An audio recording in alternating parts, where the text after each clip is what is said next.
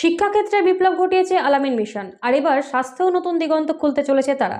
ইতিমধ্যে তাদের মূল ক্যাম্পাস খলতপুর ছাড়াও একাধিক জায়গায় আলামিন হেলথ কেয়ার নামে স্বাস্থ্য প্রতিষ্ঠান খুলে সাধারণ মানুষের পাশে দাঁড়িয়েছে তারা। সোমবার বেলডাঙ্গার আলামিন মিশন ক্যাম্পাসেও পথ চলা শুরু হলো ওই হেলথ কেয়ারের। উদ্বোধনী ওই অনুষ্ঠানে উপস্থিত ছিলেন মিশনের প্রাণপুরুষ নুরুল ইসলাম, তাছাড়াও জেলার একাধিক প্রথিতযশা চিকিৎসক। শিক্ষার পর এবার স্বাস্থ্যেও নতুন দিশা দেখাতে চলেছে আল আমিন মিশন। মুর্শিদাবাদের বেলডাঙ্গায় ওই মিশনের হেলথ কেয়ার ইউনিটের শুভ সূচনা হয়ে গেল সোমবার। কর্ণধর নুরুল ইসলাম ছাড়াও আল আমিন মিশনের প্রাক্তনী একাধিক চিকিৎসক উপস্থিত ছিলেন সেখানে। এছাড়াও জেলার বেশ কিছু প্রথিতযশা চিকিৎসক উপস্থিত ছিলেন অনুষ্ঠানে, যারা আগামী দিনে বিনা পারিশ্রমিকে সেখানে সাধারণ মানুষকে পরিষেবা দেবেন বলেই জানা গিয়েছে মিশন সূত্রে। জেলা মেডিকেলে সবচেয়ে বেশি পেয়েছে মুর্শিদাবাদ। আমরা একটা লাফিয়ে উঠেছিলাম, এই জন্য যে মুর্শিদাবাদ বেশি পেয়েছে মানে আমাদের ছেলেরা বেশি পেয়েছে। লাফিয়ে উঠলাম, আনন্দ করলাম, কিন্তু তারপরে পড়ে যেতে হলো, বেশি রেজাল্ট ভালো হয়েছে বলে। এরকম নানান ইতিহাস আছে। আল আমিন বলে যেটা মানে ট্রাস্ট পার্টি বা বিশ্বাস, সেই নামটার সঙ্গে মিশন করেছিল।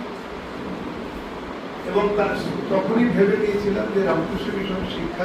আর আল আমিন মিশন হেলথ কেয়ার ইউনিট চালু হওয়ায় মুর্শিদাবাদ জেলায় সাধারণ মানুষ নতুন করে আশায় বুক বাঁধছে। স্বাস্থ্যক্ষেত্রেও তারা এবার সুষ্ঠু পরিষেবা পাবে বলেই মনে করছেন। সেটা সবসময় স্যার আমাকে যেন কাজের দায়িত্ব দিতে হবে। এবং আমি যখন এনআরএসে পড়তাম, তো আমার প্রচুর চিঠি, স্যারের চিঠি, তখন তো মোবাইল ছিল না, টেলিফোন ছিল। স্যার প্রচুর চিঠি পাঠাতো এবং এক একটা রুগীকে দিয়ে আমার কাছে পাঠিয়ে দিত। তো বলতে এই রুগীটাকে একবার দেখে দিস। তো তখন তো আমরা স্টুডেন্ট ছিলাম, তো আমি প্রতিটা ডিপার্টমেন্টে গিয়ে ঘুরে ঘুরে অনেক রুগীকে তখন দেখাতাম। তো যাই হোক, সেই ঘটনার ক্রমে এবং সেই কানেকশনটা থেকে গেছে, আমি সরে যাই, বিচ্ছিন্ন হয়ে যাই মিশনের সঙ্গে থেকে। তো স্যার যখন বললো যে এরকম মুর্শিদাবাদে হবে, তখন আমি কিন্তু খুব পজিটিভলি ভেবেছিলাম যে মুর্শিদাবাদে আমি যদি একটা ডোমকলের একটা বিরাট বড় বিস্তৃত অঞ্চলে প্র্যাকটিস করি, আজ লাস্ট 12 বছর ধরে করছি ওখানে। তো যদি বেলডাঙ্গা হয়, বেলডাঙ্গাতে আমি নিশ্চয়ই সময় দেবো।